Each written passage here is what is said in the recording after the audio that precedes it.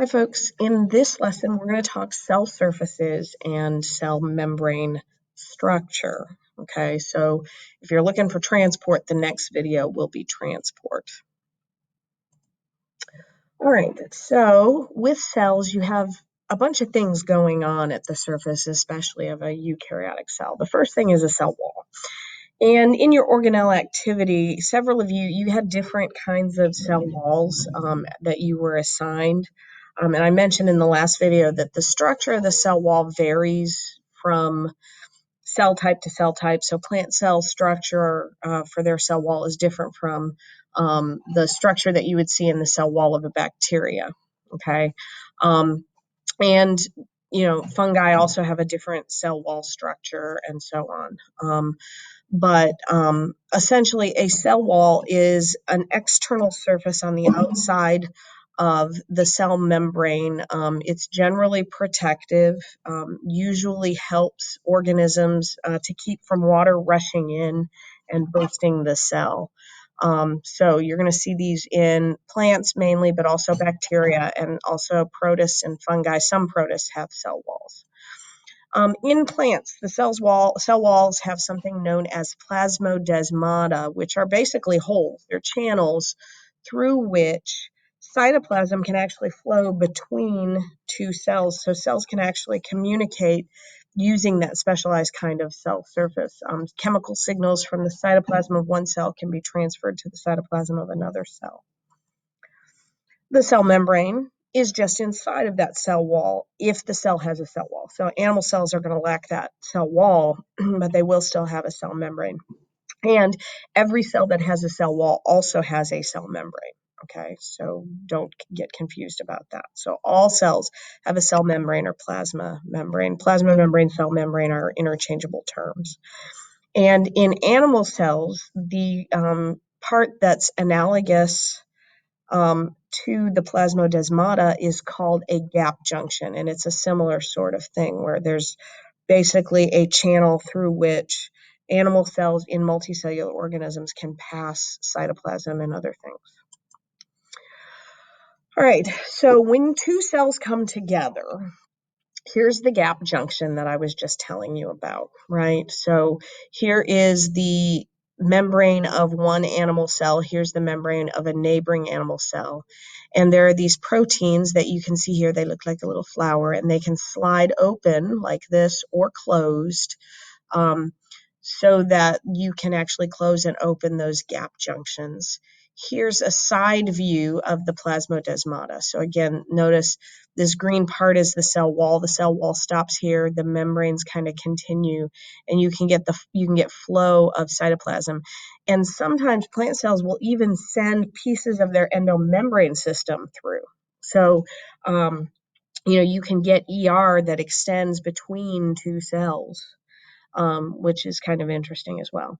You also have tight junctions between cells, and this is kind of like quilting. What you can see is you have these tiny little proteins that kind of sew together the membrane of one cell and the membrane of the next cell. Okay, so tight junctions are what they're called. So when you need there to be maybe more flexibility where cells might need to stretch and pull, but also stay connected to one another, they might use a tight junction. And then the desmosome is an extremely strong bolt-like structure that goes through two membranes. So this yellow is a membrane, here's a membrane, and then you have these proteins that act like a bolt that kind of literally just kind of tie the two cells together like that, and that's extremely strong.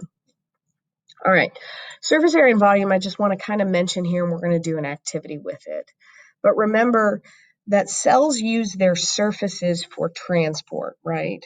So everything has to enter or leave the cell through that cell membrane. And it's important that you have enough membrane surrounding the cell so that you can efficiently transport materials in, efficiently get rid of waste so they don't build up inside of the cell, and so on. But remember that volume is a cubic function, surface area is a squared function. So when cells are small, surface area is much larger than volume, but there's a point where volume catches up and then quickly outpaces surface area in terms of growth. And once that volume increases too much, cells can't keep up with the demand. So one of the reasons why cells are really small is to keep that surface area to volume ratio in check. So it restricts the cell's size, because the smaller a cell is, the more favorable its surface area to volume ratio. Don't forget, though, that there are other ways that cells can increase surface area besides staying small.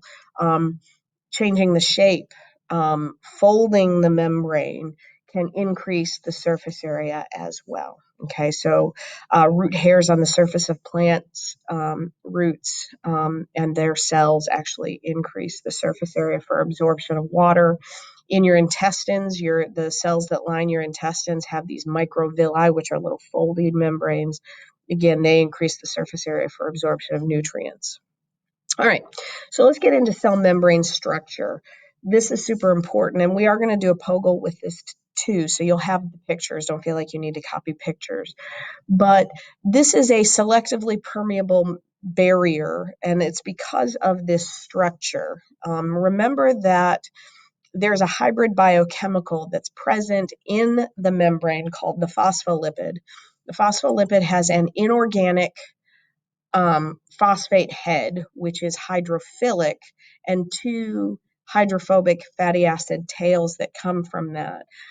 What that means is that this molecule is amphipathic, and that's a good AP word. Amphipathic means it has both hydrophilic and hydrophobic parts. And what you're going to see is anything that's embedded in this membrane is also amphipathic. Okay, so you have proteins that have hydrophobic and hydrophilic parts. And you're always going to get the hydrophilic parts associating with one another and the hydrophobic parts associating with one another. But you're not going to see a hydrophobic part associating with a hydrophilic part. Okay, and because they're amphipathic, they're going to form bilayers so that the lipid tails are always kept away from water. So the lipid tails face this way and this way, right, like this, so that the part up here that's touching water is the phosphate, and the lipid tails aren't going to touch water. Same thing underneath. Underneath, water comes up here, but these little lipid tails are not going to touch water. Initially, we only knew about the membrane from chemical analysis, and chemical analysis showed that there were proteins as well as lipids and some phosphates in the membrane, and scientists hypothesized that the membrane must be coated on both sides with proteins, but what you'll see is that's not true based on our understanding now. Now we understand that proteins are also amphipathic, as are those phospholipids. Okay, so here's the basic structure of the phospholipids. So here's the hydrophilic head, here's the hydrophobic tail. This is what it looks like in a space filling model. But essentially, you can get fatty acid tails that are unsaturated, like you see, that are saturated, like you see here, and then some of them are unsaturated, so you'll have a kink in them, and that happens sometimes too. And again, you're isolating those lipid tails from water.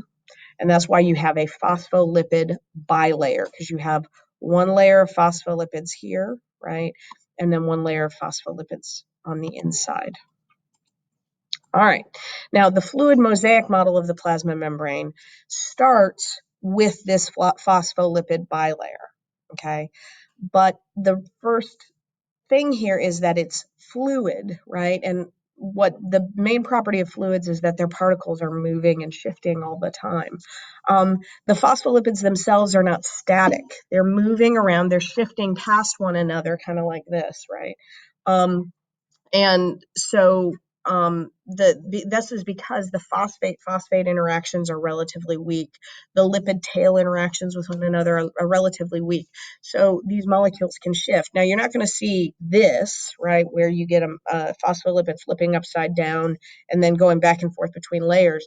They shift past each other, right? If you can imagine at our school on a regular day that's not digital learning, if you were standing at the top of the common stairs and you were looking down, and at 2:15 the bell rings, right?